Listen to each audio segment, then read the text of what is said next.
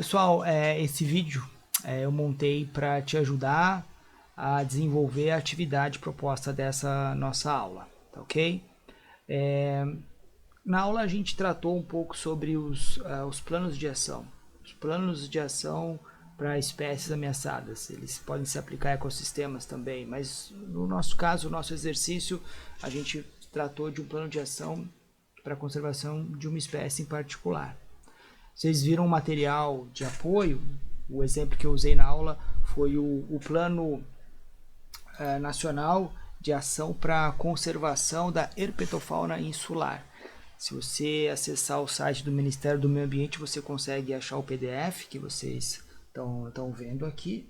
E a gente tratou um pouquinho sobre como que é formado um plano de ação, várias instituições trabalham em conjunto para gerar esse tipo de documento.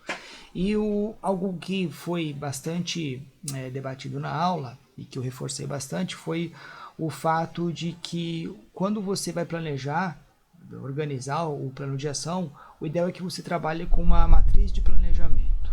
No caso da herpetofauna insular, a gente viu vários problemas ou várias ameaças que a herpetofauna está exposta.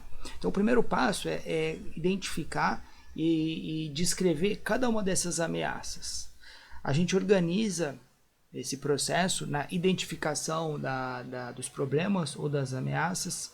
A partir da identificação dessas ameaças, vocês deveriam criar metas e em seguida ações relacionadas a essa meta. Então eu reproduzi aqui o quadro que a gente viu em aula, tá? E lembrando então da historinha que a gente discutiu sobre a herpetofauna insular, eu destaquei aqui o primeiro problema, né? Então o problema inicial é a remoção ilegal de espécimes de anfíbios e répteis nas ilhas de Queimada Grande e dos Alcatrazes pelo tráfico e ou biopirataria, tá? Isso é um problema. Para esse problema, eu posso propor essa segunda meta aqui e uma série de ações. Você pode ver que as ações estão descritas em tópicos muito bem específicos. Então, com relação ao risco de tráfico de animais ou biopirataria, qual seria a meta? A meta que o grupo de pesquisa propôs foi redução significativa em 5 anos da remoção ilegal de espécimes de anfíbios e répteis nas ilhas. Essa é uma meta relacionada ao problema do tráfico e da biopirataria. Tendo essa meta, né, quais são as ações relacionadas a essa meta? Então, quantificar por meio de entrevistas com pescadores locais o número de desembarques, quer dizer, eu vou monitorar se tem desembarque ou não, que são possíveis fontes ou ações de biopirataria ou de tráfico de animais. Eu vou instalar um sistema remoto de vigilância, instalar um sistema de vigilância por meio de armadilhas fotográficas, implantar um sistema de rádio VHF. Esse documento é antigo, né? Há outras tecnologias hoje em dia, mas você pode ver que são todas ações específicas relacionadas à meta de reduzir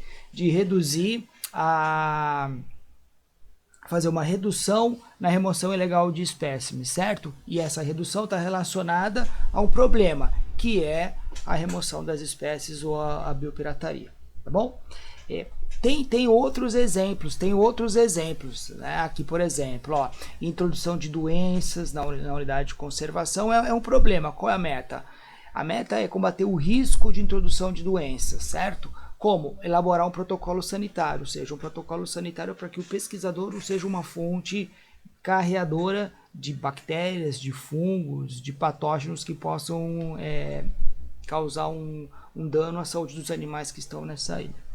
Bom, então é mais ou menos essa estrutura que um plano de ação começa a nascer, começa a ser desenhado. Tem vários exemplos aqui que a gente tratou em aula e a atividade de vocês, então, é esse estudo de caso. Eu contei uma história sobre o gavião caramujeiro, um animal muito comum nos banhados do Brasil, na região central, na região sudeste, na região sul também. E eu criei aqui uma história fictícia que se passa na estação ecológica do Taim, né? Então, numa área de banhado, esse animal vive ali, ele sobrevoa os banhados procurando caramujo para comer, né? Aqui eu tenho então a imagem lá de um dos puleiros que ele usa com um monte de caramujo né, casca de caramujo, lá carapaça, concha abandonada de caramujo. E nesse tipo de ambiente úmido é onde ele passa a vida dele procurando comida, se reproduzindo, é ali que ele encontra as condições adequadas para viver. No caso específico da estação ecológica do Taim, existe uma rodovia que corta, né, parte da estação. Eventualmente alguns animais são encontrados atropelados lá, inclusive aves. Então é um problema, é uma ameaça para a biodiversidade da estação ecológica do Taim.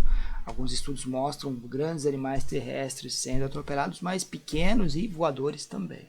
Um outro problema na estação ecológica do Taim, ou uma ameaça, é que todo o entorno da unidade de conservação é área agrícola, principalmente o arroz irrigado, traz um problema de alteração nos banhados, no fluxo de água, na quantidade de água, no hidroperíodo. Quer dizer, o bombeamento de água para essas plantações de arroz interfere na dinâmica dos banhados, uns lugares importantes também para o gavião caramujeiro conseguir comida, né? Existe uma fragmentação também desses banhados, não só a drenagem, mas você tem áreas que eram banhados naturais e foram convertidas numa nova matriz, uma matriz agrícola, por exemplo, né? São algumas das pinceladas do que a gente tratou em aula, e a atividade de vocês, então, é propor um plano de ação considerando a situação hipotética de que a cada ano a população de gaviões caramujeiros parece ser menor no Taim. É uma ideia. Será que isso é verdade? Né? É uma pergunta.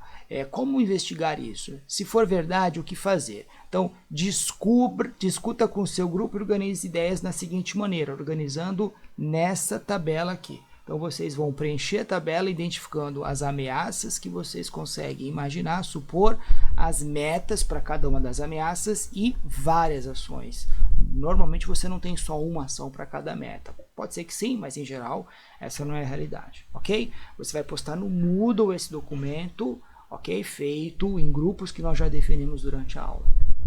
Abraço e bom trabalho.